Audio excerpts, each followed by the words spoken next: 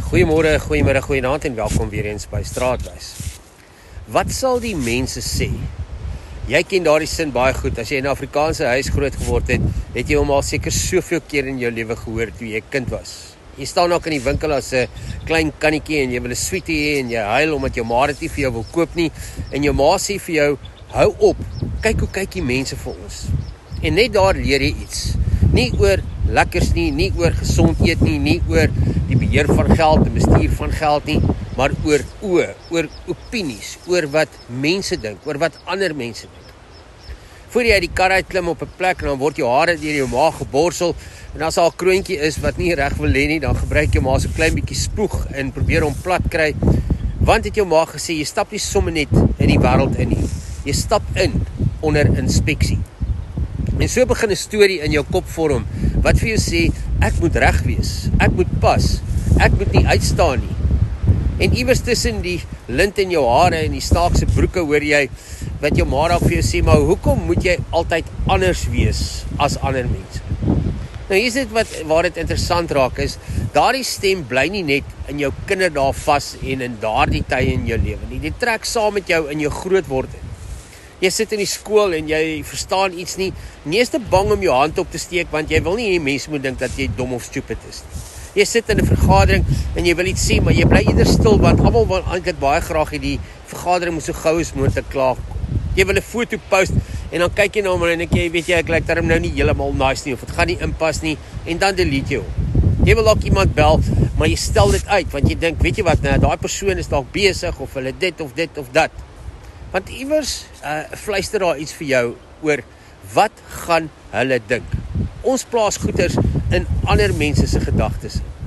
En so kindig maak dit sin, nou, want ons brein is gebou vir oorlewing. Al probeer ons dink dat ons baie smart is deesdae. Vir eeue was uitsluiting gevaarlik. As die groep jou verwerp het, dan was jy alleen en dan moes jy alleen die leeu's en die dinge trotseer wat gevaarlik is. Sien jou brein lees gesigte, hy probeer gedagtes raai, hy beskerm jou teen afwysing. Maar hier is die probleem, ons begin stories uitdink oor wat ander mense dink. Ons sê, hulle hou nie van my nie, of ek is nie slim genoeg nie, of ek lyk snaaks en vreemd, of ek gaan myself verneder. En daardie stories voel vir ons waar, al het niemand dit ooit vir ons gesê of bevestig nie. Ons hinker almal na koneksies, maar ons is bang om werklik gesien te word vir wie ons werklik is. Ons dra maskers, ons pas aan en ons kleer binne die lyne in, of ons trek terug in ons doppe. Autentiekheid voel vir ons gevaarlik. Om te konformeer voel veilig. Maar met konformeer maak jy jou lewe grys. Jy raak stil, jy raak minder, jy raak nie betrokke nie, jy vat nie kanse nie en jy leef nie. En die ironie, ons sê vir ons kinders as tieners, weet jy wat, wees jouself, jy is besonder, moenie toegee aan groepsdruk nie. Maar as hulle anders lyk of dink as wat ons verwag, dan raak ons ongemaklik en dan ridicule ons hulle daaroor. En so leer ons hulle dieselfde les om te sê, aanvaarding kom deur kompromie. Die Bybel stel 'n skerp vraag en sê, soek ek nou die guns van mense of van God? Dit is konfrontasie, né? Wie se oë regeer jou lewe? Jesus was nie deur almal aanvaar nie. Hy was te radikaal vir sommiges, vir ander was hy te sag, maar hy het geweet wie hy is. Hy het geweet, jy is my geliefde seun, het God vir hom gesê. Identiteit kom voor opinie, aanvaarding voor prestasie.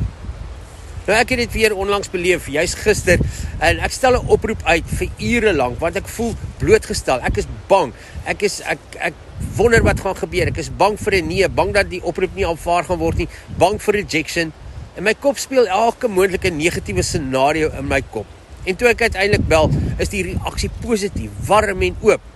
En toe dink ek daarna van hoeveel energie het ek gemors op denkbeeldige afwysing en verwerping wat nooit plaasgevind het nie. Hoeveel keer ek myself terug oor iets wat dalk net in my kop bestaan, maar nie die waarheid is nie. Maar hier is die dieper waarheid.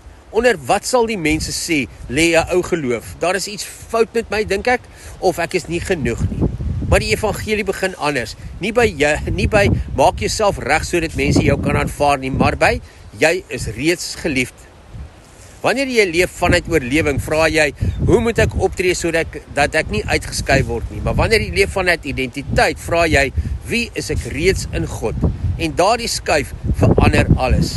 Jy kan steeds wys wees, jy kan steeds respek hê, maar jy hoef nie meer jou siel te redigeer en te kompromieer vir goedkeuring nie. Miskien moet ons die vraag verander, nie sê, wat sal die mense sê nie, maar wat sê God oor my? En as hy sê, jy is geliefd en geroep en genoeg, dan word mense se opinies nie meer vir jou die kompas van jou lewe nie. Dan klim jy uit die kar uit, miskien met 'n kroontjie wat nie heeltemal plat lê nie, maar jy stap in met selfvertroue, geanker en vryer, en jy besef, die meeste van die oë waarvoor jy bang was, het nooit eers so hard gekyk of op die manier gekyk wat jy gedink het nie. Ek hoop jy het 'n wonderlike dag en tot ons weer saam stap, mooi loop.